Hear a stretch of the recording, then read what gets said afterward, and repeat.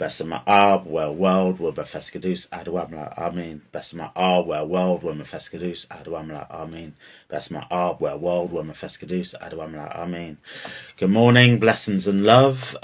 Today, December the 25th, is Christmas Day for many. So if you celebrate and acknowledge Christmas on this day, then happy Christmas to you, Merry Christmas, and hope you have a lovely day with family.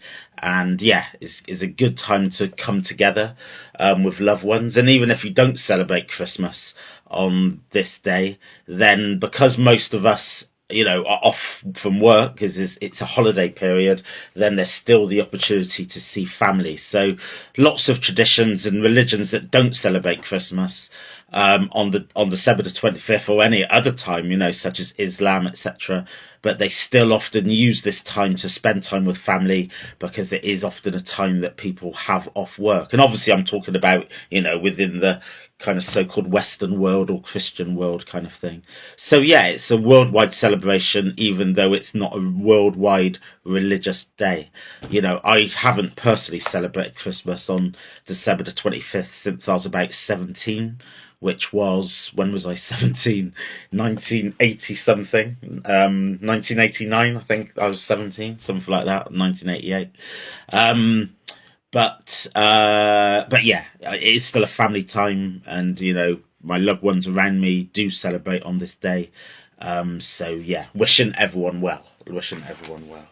Right, on with the reading. Exodus 38. Give thanks. He made the altar of burnt offering of acacia wood. It was square. Its length was 5 cubits. Its width was 5 cubits. Its height was 3 cubits. He made its horn on its 4 corners. Its horns were made of one piece with it, and he overlaid it with bronze. He made all the vessels of the altar, the pots, the shovels, the basins, and the forks, and the fire pans. He made all the vessels of bronze. He made for the altar a grafting of a network of bronze under the ledge around it beneath, reaching halfway up. He cast 4 rings for the 4 corners of the bronze grating to the places for the poles. He made the poles of acacia wood and overlaid them with bronze. He put the poles into the rings onto the sides of the altar with which to carry it. He made it hollow with planks. He made the basin of bronze with its base of bronze, out of the mirrors of the ministering women who ministered at the door of the tent of the meeting.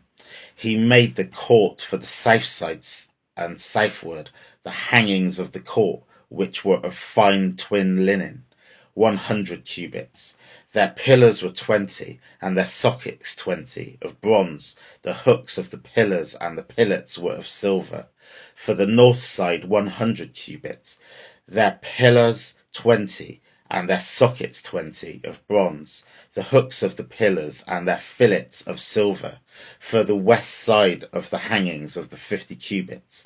Their pillars 10, and their sockets 10. The hooks of the pillars and the fillets of silver.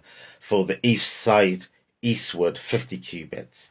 The hangings for the one side were 15 cubits. Their pillars 3, and their sockets 3. And so for the other side, on the hand and the hand by the gate of the court were hangings of 15 cubits. Their pillars 3, and their sockets 3. All the hangings around the court were of fine twin linen. The sockets of the pillars were of bronze. The hooks of the pillars and their fillets were of silver. Their capitals were overlaid with silver, and the pillars of the court had silver bands. The screen for the gate of the court was the work of the embroiderer, of blue, purple, scarlet, and fine twine linen. 20 cubits was the length, and the height amongst the width was 5 cubits, like the hangings of the court. Their pillars were 4, and their sockets 4, and of bronze their hooks and silver, and the overlaying of their capitals, and their fillets of silver. All the pins of the tabernacle around the court were of bronze.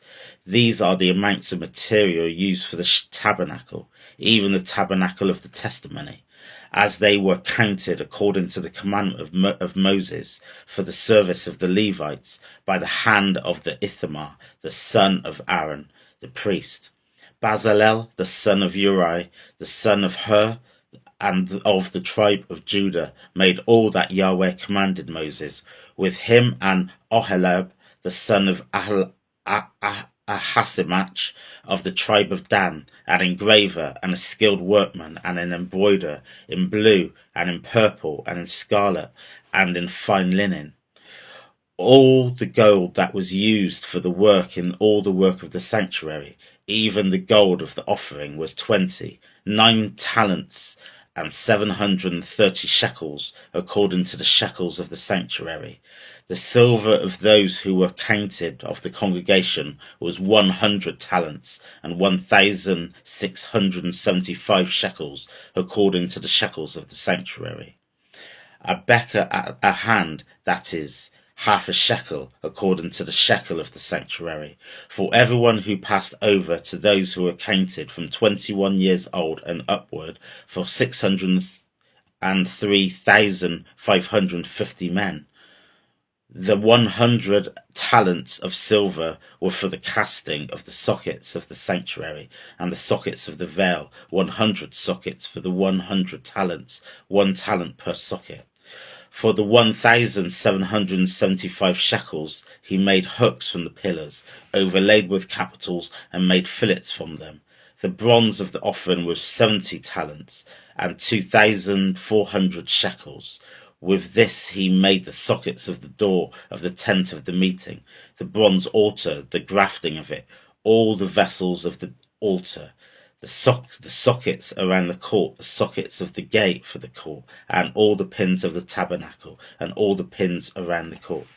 For these few words give thanks, blessed love. Sorry, I was a bit distracted halfway through that because there was a shadow across the words and I could hardly see it, so I had to put the light on. So yeah, this reading today, very much a continuation from yesterday. Yesterday was very much about the process of making and the materials used, and I spoke a lot about that yesterday in terms of how the creative process is a form of prayer and of meditation. And we see here is much more about the materials and what's being used for each section, and each material's being used for a very particular reason and very precisely. The type of woods, the type of metals, the type of cloth, is all very precise, deliberate, and it's almost like on one hand is a documentation of what's happening. We saw that yesterday, a documentation of the making process. But what we've also got in this is like an inventory of what's being used, and again the type of materials that's being used for each section.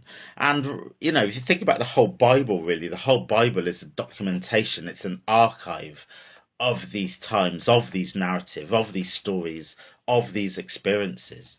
And it's not just what God was doing and what God said, what the people were doing, what people said, but it's also about the materials and how they were used. So it's a real rich archive of how a nation is being built from the ground up. We've seen how God was interacting with Abraham, Isaac, and Jacob, and Noah before that, and Adam and Eve before that, and everyone else in between. And we see how these kind of relationships have been building and evolving, the tension sometimes of those relationships and the compromise of those relationships on both sides, God and the people.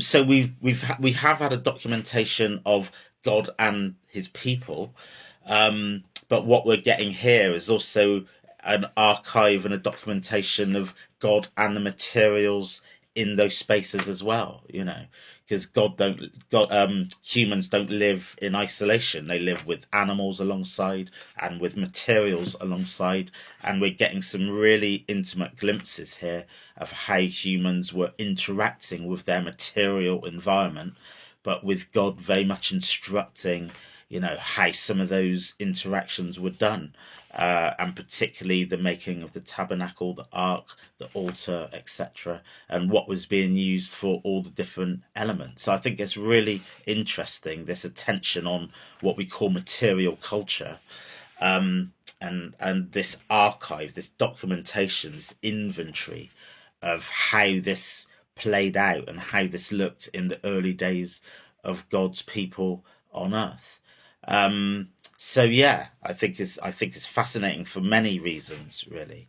But as a rich document of history, is really important. And I'm very passionate in my own work and my own research to tell these stories and for people to tell their own stories. Don't wait for other people to tell stories on your behalf and to document stories on your behalf.